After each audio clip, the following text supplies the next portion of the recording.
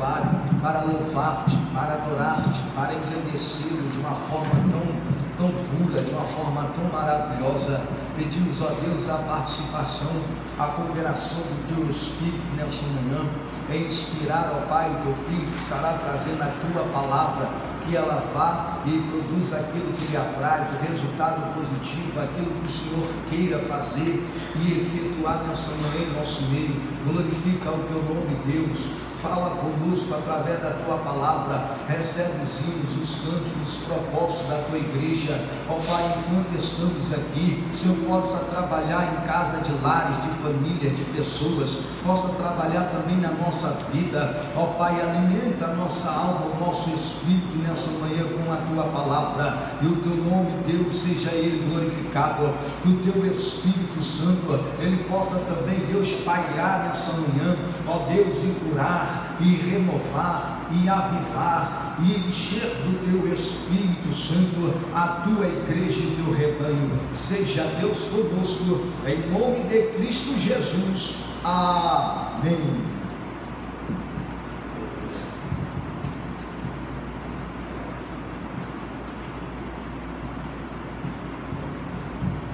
Amém, queridos? Então, se assente, vamos adorar o nome do Senhor com carinho.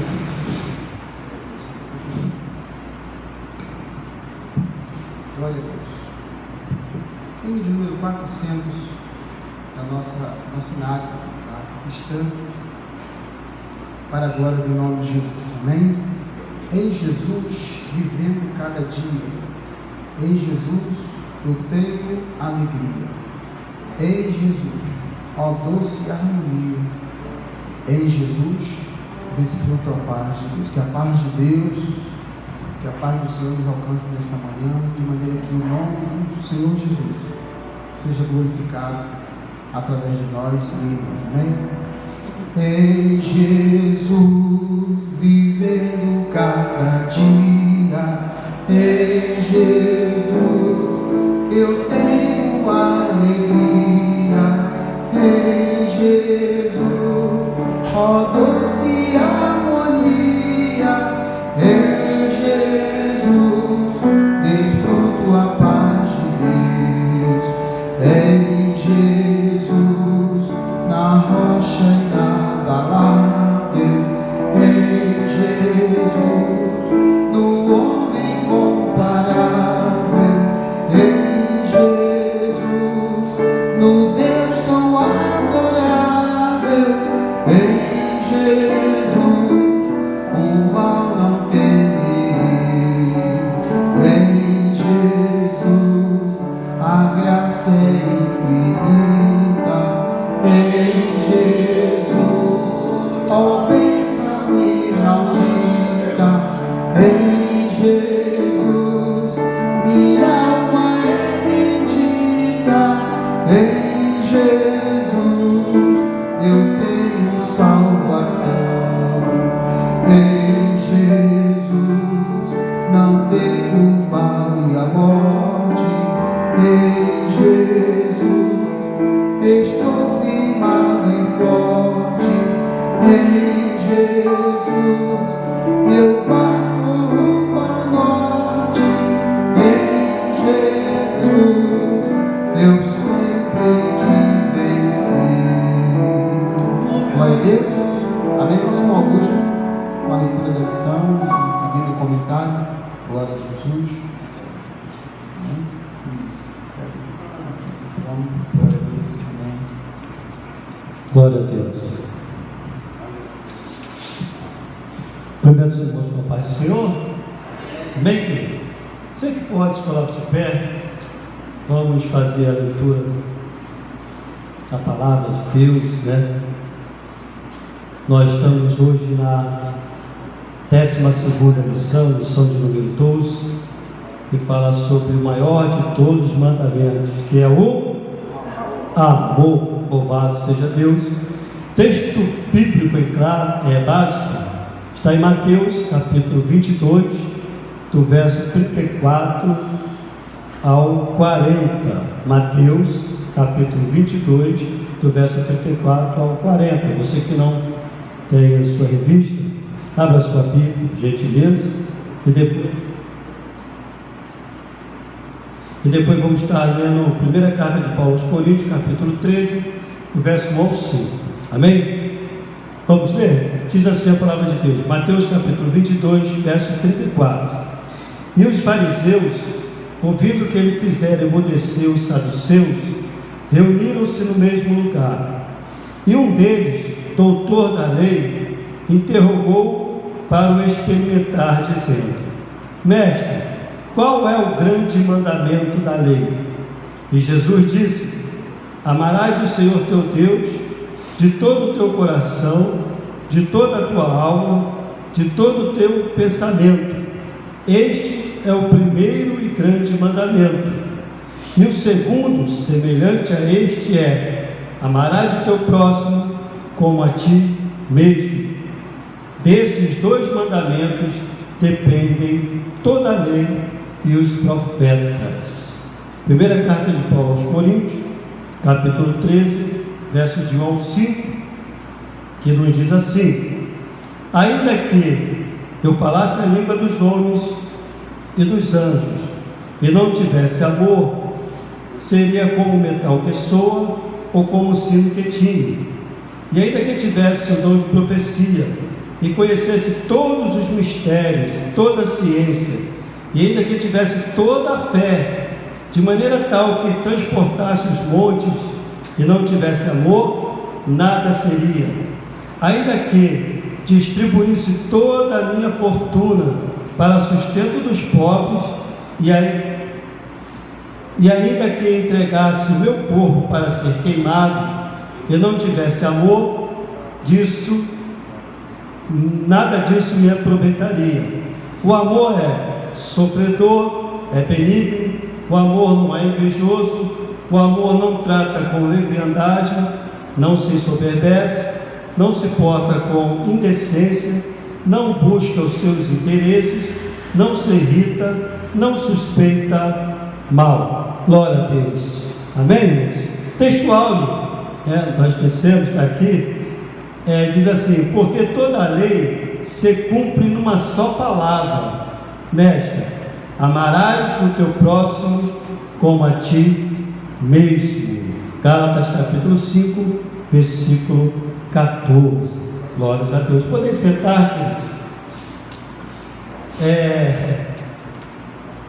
Toda lição, claro, ela é mais importante, né? Lógico. Só que quando a gente vai, vamos dizer assim, permeando ou percorrendo as lições, parece que vai ficando mais estreito. É verdade, porque os temas, parece que eles vão se estreitando mais. E hoje nós vamos falar de um assunto que deveras é, como a própria revista diz, a base, o pilar de todo o cristianismo. O que nós lemos aqui já fala sobre isso. Curiosamente, eu estava dando uma verificada rapidamente na Bíblia, e eu descobri que na Bíblia a palavra amor, ela aparece 460 vezes. Veja só, 460 vezes aparece na Bíblia a palavra amor. Então daí nós já vemos que não é fácil falar sobre amor, né? Muito menos ainda viver ou praticar o amor. Glória a Deus.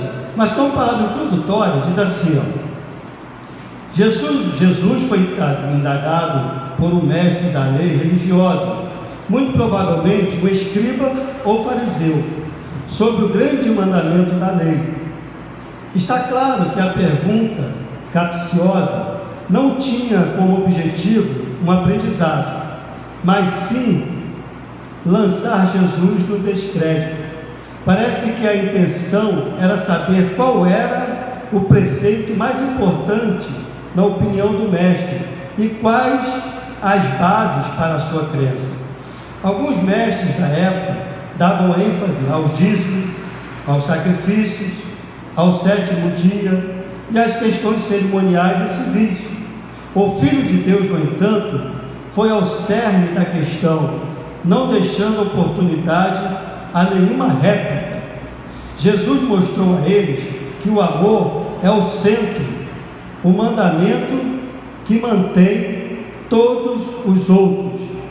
Da grande controvérsia entre Jesus e os fariseus sobre a maneira correta de se servir a Deus, surgiu um esclarecimento que, de modo cabal, conceitua a verdadeira postura que agrada a Deus. Louvado seja Deus. Irmãos, só uma observação. Toda vez que a gente lê a Bíblia, o Novo Testamento, principalmente os Evangelhos, a gente vê algumas classes de pessoas sempre ao lado de Jesus. A gente vê sempre os fariseus e os escribas. Eu acho que eles eram as duas classes que mais estavam próximas de Jesus. E eu vejo que eram as duas classes que mais tiveram oportunidade de aprender com Jesus. E eram as duas classes que mais tentavam pegar Jesus em alguma coisa errada para tirar o crédito de Jesus. É uma coisa incrível. Muitas vezes as pessoas têm a sua oportunidade, estão perto de alguém onde eles podem aprender, e ele pega aquela oportunidade e lança fora com objetivos escusos. Então eu vejo, só uma palavra de reflexão, que essas duas classes aqui, fariseus e escribas, eram as duas classes que mais estavam próximas de Jesus. Mas você vai sempre dizendo assim, e eles estavam ali para me interrogar, para ver se achavam algum erro, para ver se achavam alguma coisa na lei, para tentar prejudicar Jesus. Era como, eu acredito que os fariseus e escribas, com Jesus, era como os judaizantes para Paulo. Estavam ali só para tentar desfazer aquilo que Paulo estava fazendo. Paulo chegava na cidade, pregava, falava de Jesus, falava do amor, falava da graça. Os judaizantes vinham atrás, tentavam desfazer tudo aquilo que Paulo falava. Então, o pior inimigo de Paulo foi os judaizantes. Eram os judaizantes que tentavam desconstruir tudo aquilo que Paulo construía. Você já imaginou? Todo lugar que você chegar para pregar, para falar de Jesus, sempre tem que ter alguém ou um grupo para tentar desfazer aquilo que você fala. Devia ser uma coisa terrível, mas apenas uma nota, né? Vamos lá. Tópico primeiro diz assim: o amor é o cumprimento da lei. 1.1 diz assim: o papel do amor na lei. Três princípios estão presentes na afirmativa paulina de que a lei se cumpre no amor. O primeiro princípio é este: aquele que promove a lei e julga com base nela deve ser seu verdadeiro cumpridor, ou seja, precisa ser justo conforme a cobrança feita por Jesus aos acusadores da mulher adúltera. Olha só que coisa tremenda. Tem uma palavra que nós conhecemos muito, né? 2 pesos, 2 medidas. O que ele está dizendo aqui?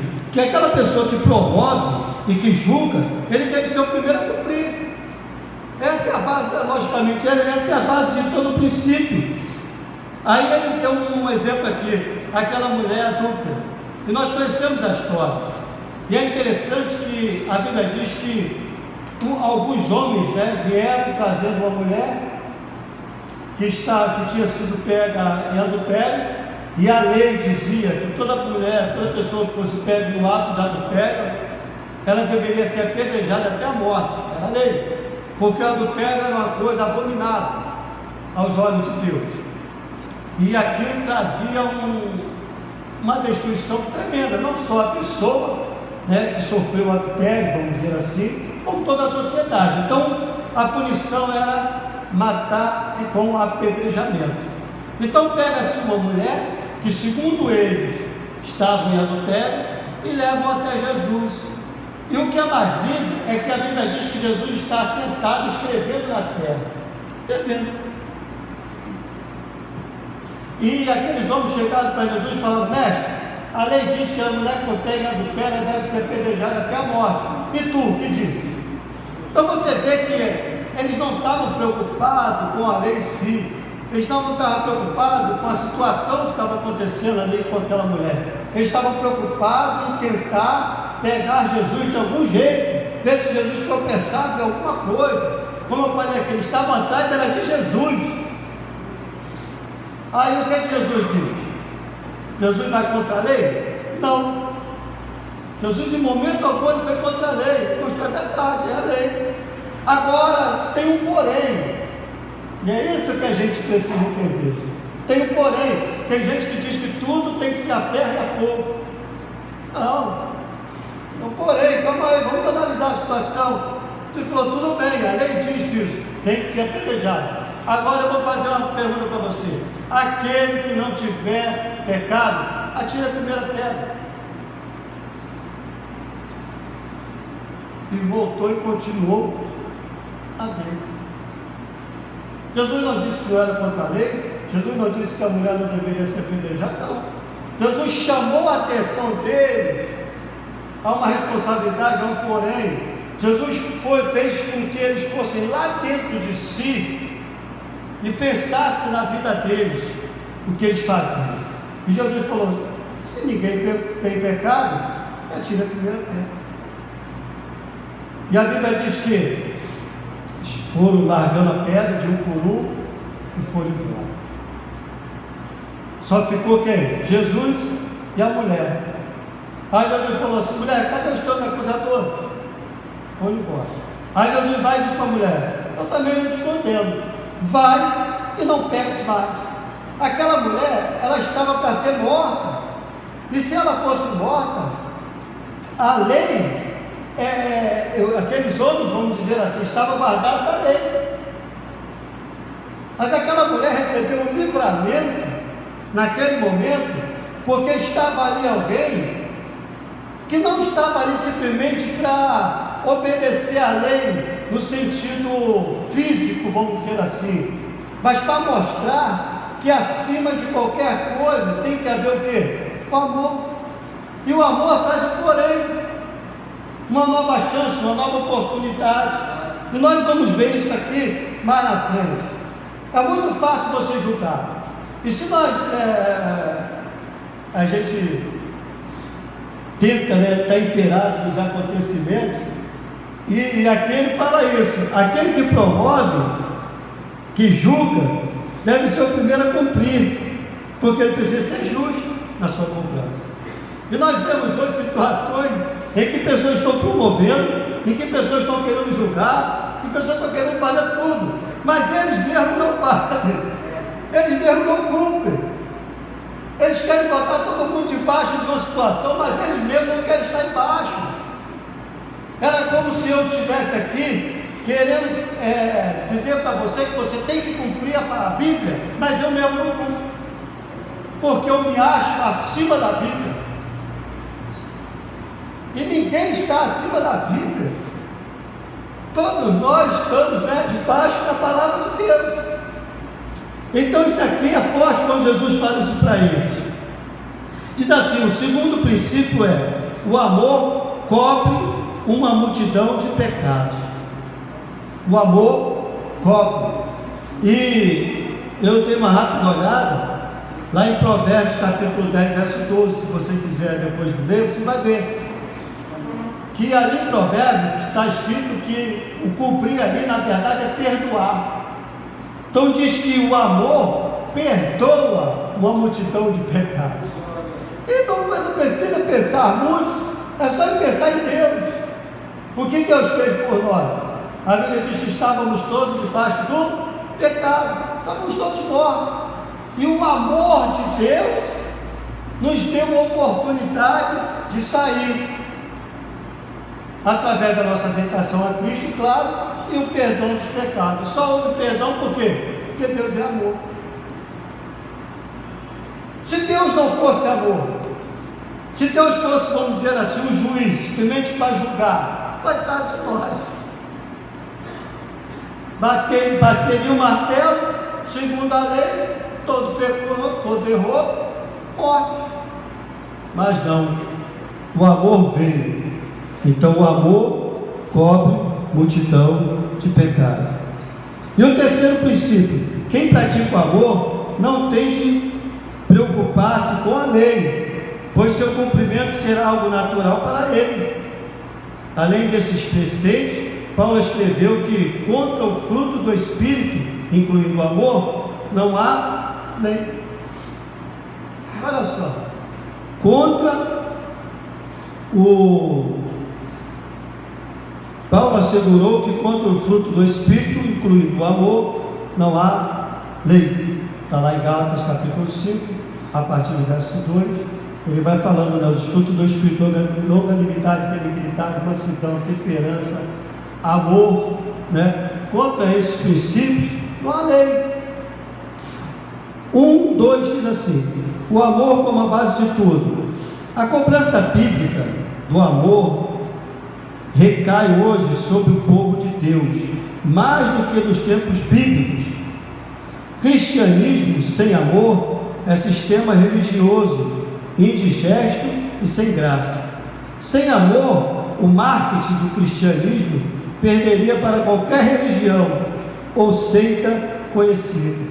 Então a base, como falamos aqui, a base é o alicerce, o pilar, aquilo que sustenta o cristianismo é o quê? É o amor. Se não houver o amor, não tem como você sustentar o cristianismo, não teria como você sustentar, não teria como você continuar. Você vê o seguinte, como nós falamos, cristianismo não é religião, né? O que diferencia o cristianismo do outro de religião é o amor. E o amor faz com que a gente use de uma palavra chamada, eu particularmente gosto muito, chamada altruísmo, que é o contrário de egoísmo. Hoje vivemos num mundo de egoísmo. Pessoas estão voltadas para si mesmas, que é o egocentrismo, né? As pessoas estão preocupadas com elas. Vivemos dias difíceis, trabalhosos. Então a pessoa diz assim: eu não tenho tempo para me preocupar com o outro, eu tenho que me preocupar primeiro com a minha vida. Mas o cristianismo não. O cristianismo faz com que você abra a mão da sua própria vida para se preocupar com o teu próximo. Tem um versículo na Bíblia que Jesus falou sobre Jesus, que eu acho lindo. A Bíblia diz que Jesus, certa feita, ele olhou e ele viu uma multidão de gente, e viu que aquela multidão de gente era como ovelha sem pastor. Ou seja, aquela multidão de gente estava sem direção, andando de um lado para o outro, sem saber o que fazer, sem saber para onde ir, sem saber no que pensar, sem saber no que acreditar. E me permite de novo abrir um parênteses aqui: muitas pessoas hoje no Brasil estão assim, de um lado para o outro, sem saber o que fazer. Ele não sabe se pensa na direita, se pensa na esquerda, se pensa no centro, ele não sabe, ele está perdido no ar. Ele está com uma ovelha sem pastor. Onde que eu vou? O que eu faço? O que eu acredito? É tanta coisa, tanta fala, é tanto disso, me disse, e aí, o que eu faço? A Bíblia diz que Jesus viu esse tipo de pessoa naquela época também. E aí a Bíblia diz que Jesus teve compaixão, sentiu compaixão. O que é compaixão? Sentir tristeza pelo sofrimento de alguém e ter o desejo de ajudar. Sentiu o que ela sente. Então Jesus, ele teve a capacidade de sentir o que as pessoas estavam sentindo. É isso que aproximava Jesus das pessoas, e é isso que afastava Jesus das religiões, porque a religião hoje, ela não tem a capacidade de sentir o que a pessoa sente. Não. A religião hoje virou burocrata, a religião hoje virou o que você quiser chamar, menos cristã, no sentido de se preocupar com o próximo. Mas Jesus não. A Bíblia diz que Jesus andava sempre no meio de pecadores, e isso incomodava demais as pessoas. Por quê? Porque Jesus sentia o que eles sentem. Jesus sofria com eles. Jesus olhou para aquele povo e viu que aquele povo não tinha direção, não tinha para onde ir, não tinha quem acreditar. E Jesus sentiu compaixão, sentiu a tristeza. Falou: não, eu tenho que fazer alguma coisa. Eu não posso deixar esse povo desgarrado assim. Então, o próximo ponto aqui, irmãos, diz assim: no cristianismo tudo tem início, tá? No cristianismo tudo tem início. João 3,16: havendo Deus amado o mundo de tal maneira, deu o seu Filho unigênito para todo aquele que nele crê não pereça, mas tenha vida eterna. Então, havendo Deus o quê? Amado o quê? O mundo. E o mundo aqui são as pessoas, não é o sistema. mas as pessoas. Então a Bíblia diz que, havendo Deus amado as pessoas de uma tal maneira, Ele deu o seu Filho unigênito, para que todo aquele que nele crê não pereça, mas tenha vida eterna. Então veja bem, no cristianismo tudo tem um início. Qual foi o início? O amor de Deus. O amor de Deus foi o início de todas as coisas. Deus olhou para mim e me amou. Deus olhou para você e te amou. Deus olhou para nós e nos amou. E a Bíblia diz que Deus nos amou primeiro. Ou seja, eu não conhecia Deus, eu não sabia quem era Deus, eu não sabia nem que existia um Deus, mas Ele já me amava. Rapaz, eu acho lindo quando Jesus está ali na cruz do Calvário. Eu fico imaginando que naquele momento ali, Jesus ergue um pouco a cabeça, sei que eu posso dizer assim, e naquele momento ele consegue deslumbrar o futuro. E quando ele deslumbra o futuro, e aí é eu parafraseando, tá, irmão? Eu acredito que Jesus dá um sorriso, e que ninguém entende nada em meio ao sofrimento que ele estava passando. Que sorriso é aquele? Ele conseguiu ver a mim e a você. Ele conseguiu ver o resultado daquele sofrimento, ou daquilo que ele estava passando lá na frente. Ele conseguiu enxergar, ele conseguiu contemplar que aquilo tudo que ele estava passando ali, lá na frente já tem um resultado positivo, que era o quê? Alcançar eu e você que estamos aqui hoje, há 2020 anos depois. Glória a Deus. Olha só que coisa linda. Então o que para muitos ainda olha e vê com ar de sofrimento, para nós olhamos e vemos com alegria, com satisfação.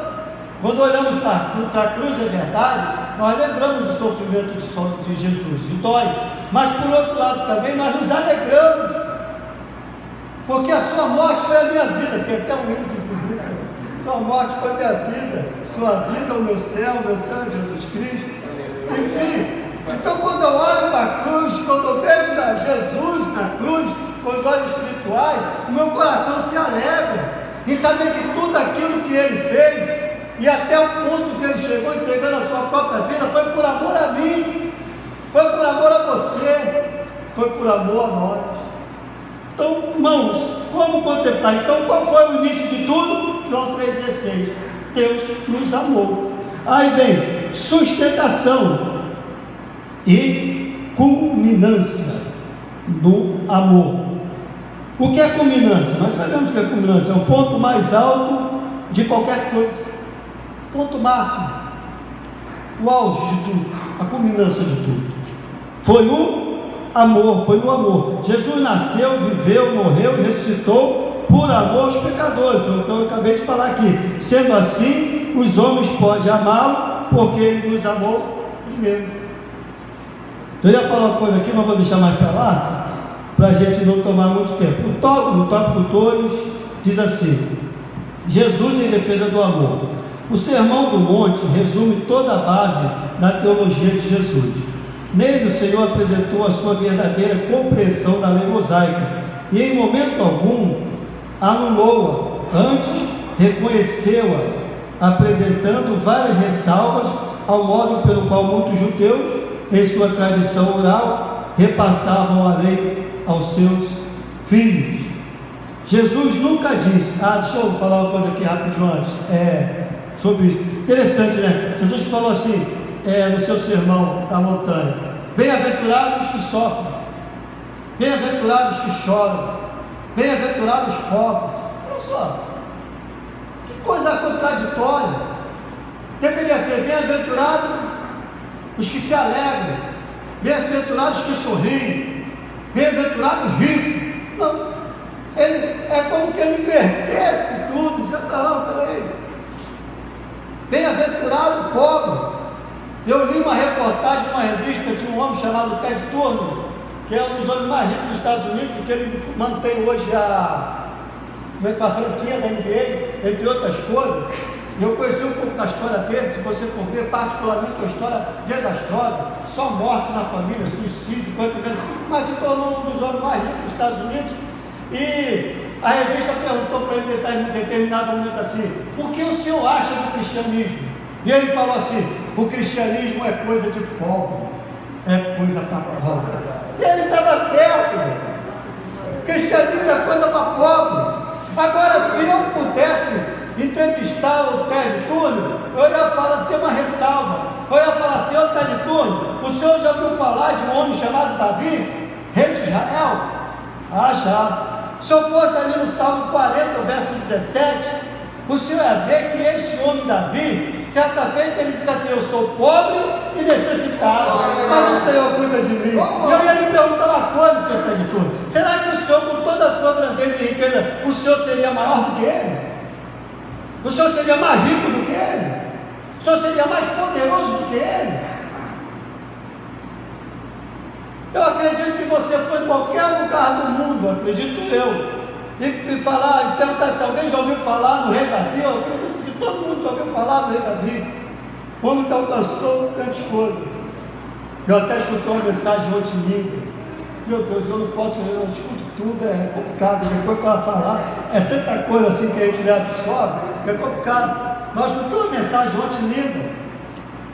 Na mensagem o pregador falou assim, sabe o que Absalão pensou? Absalão pensou que a unção estava no trono. Achei isso lindo. Aí ele falou: irmão, tem gente que acha que a unção está no microfone, tem gente que acha que a unção está na cadeira. Aí ele falou: meu irmão, sabe qual foi o erro de Absalão? É pensar que a unção estava no trono. E a unção não está no trono, a unção não está no microfone. Aí ele trouxe lá o versículo, né? Esqueci agora, meu Deus, que o salmista Davi diz assim: prepara uma mesa perante mim na presença de... Salmo 23, Jesus, o salmo mais conhecido da Escritura. Salmo 23: preparas uma mesa perante mim na cabeça dos meus inimigos, unge a minha cabeça. A unção não está no trono, a unção está na cabeça. Então Davi, ele cresceu a partir do momento em que Samuel foi lá e derramou um som sobre a cabeça dele. O trono veio, se eu não me engano, 14 ou foi 17 anos depois. Ele já tinha unção. Então tem gente que está preocupado que a unção está, né, em coisas pegadas, palpáveis, material. Não, fulano tomou meu cargo, tomou minha posição. A unção não está no cargo, a unção não está na posição, a unção está na cabeça, meu irmão. Isso eu achei lindo o pregador te pregando sobre isso. Eu falei: Jesus, coisa linda. Absalão, coitado, morreu atrás de uma coisa que não ia lhe dar nada, porque se ele está no trono em si, não está nada, se ele não tivesse unção. Amém?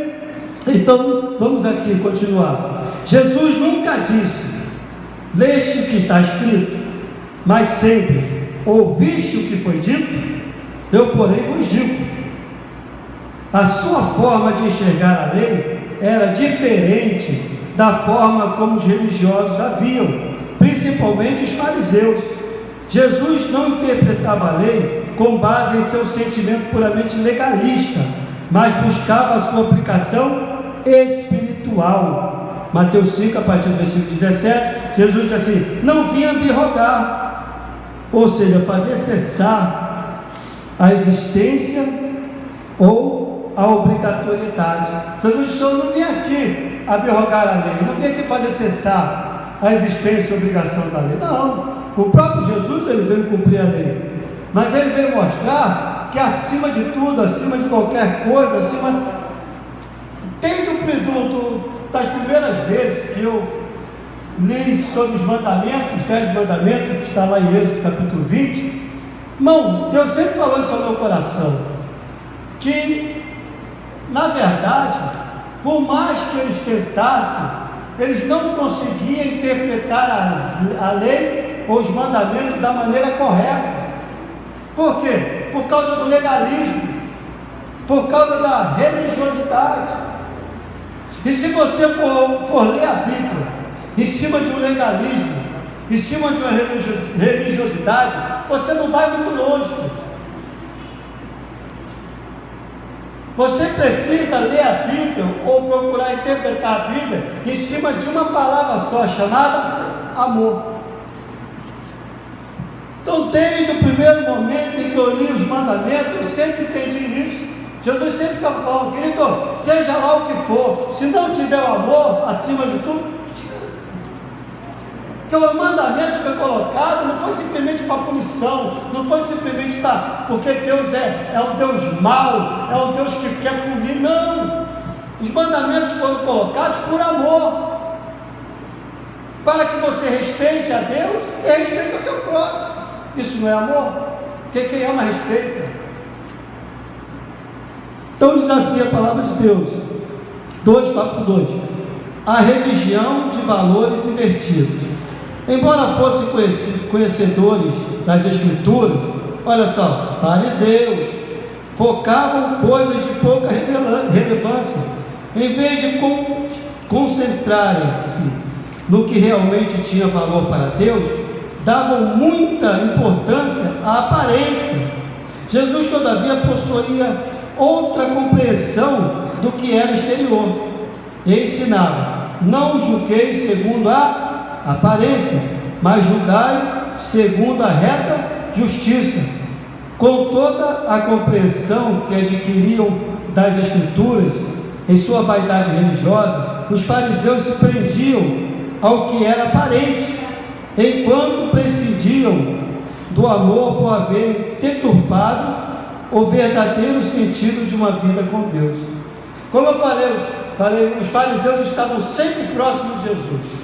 Mas era assim, ó, lá vai ele comer com as mãos sem lavar, lá vai ele fazer isso e isso aí. Estavam preocupados com isso, as coisas com legalismo, com religiosidade, e Jesus estava com a visão muito mais além. E permita aqui outra parte aqui, eu acho linda aquela passagem quando Jesus se encontra com aquela mulher samaritana. Porque primeiro Jesus dispensa todos os apóstolos. E você começa a pensar, por quê? Jesus podia falar, Pedro, João, Tiago, principalmente Pedro, né? Você quer, Pedro, você quer mais, né? Toma aqui um dinheiro aqui, vai lá na cidade comprar comida, vai lá, demora bastante lá, compra bastante coisa. Não, Jesus mandou todo mundo, vai todo mundo, não deixa só. Por quê? Porque às vezes a gente tem que ficar só. Tem coisa na vida que para você falar de Jesus, para você pregar o Evangelho, você tem que estar só. Porque às vezes se tiver alguém do teu lado, vai acabar atrapalhando. Porque as pessoas vão se prender a legalismo, a religiosidade. Só vai olhar roupa, vai olhar exterior. Não. Se Jesus fosse olhar para isso, Jesus jamais chegaria perto daquela mulher. Primeiro que ele era judeu. Aquela mulher era samaritana. Quem conhece a história sabe que havia uma pendência entre eles. Os samaritanos eram um povo misturado, os judeus se orgulhavam de ser um povo puro. Então eles não aceitavam os samaritanos. Eles eram os pecadores, miseráveis. E eles não, eram os escolhidos. Tem gente assim, os filhos de Abraão. Como ele disse para Jesus: nós não nascemos de pecado, nós temos um pai. Olha só. Aí Jesus falou: vocês são filhos do diabo. Jesus tem até medo, né? A pessoa diz para vocês: são filhos do diabo. Porque se vocês fossem filhos de Abraão, vocês ouviriam a minha voz, porque Abraão ouviu a minha voz e exultou em ver o meu dia. Olha só, que coisa. Eu falo para se vocês fossem filhos de Abraão, querido, vocês entendiam o que eu estou falando, vocês estavam ouvindo a minha voz, porque Abraão ouviu a minha voz. Como que Abraão pode ter ouvido a voz de Jesus, se Abraão viveu milhares de anos antes de Jesus? Aí é onde entra aquela coisa que nós falamos, né? Jesus é Deus. Não, porque eu sou Deus, querido. Então, os fariseus eles estavam muito preocupados com isso. Aí Jesus vai, manda os apóstolos lá para a cidade, e Jesus fica sozinho. Aí chega uma mulher para pegar água ali no poço. Aí o que Jesus pede para a mulher? Mulher, dá-me de beber. A mulher olha para Jesus, irmão, isso é tremendo. A mulher olha para Jesus e fala assim: como me pedes tu de beber, sendo tu judeu? Mas que aquela mulher sabia que Jesus era judeu? Será que tinha uma placa escrito, sou judeu? Será que tinha coisas que diferenciavam o judeu do samaritano? Mas a mulher reconheceu. Jesus era homem e era judeu. Jesus jamais poderia estar ali e chamar uma conversa com aquela mulher. Aí Jesus fala para ela assim: mulher, se tu soubesse quem está te pedindo água, tu me pedirias, eu te daria uma água que tu jamais teria sede. Olha só como é que Jesus é lindo.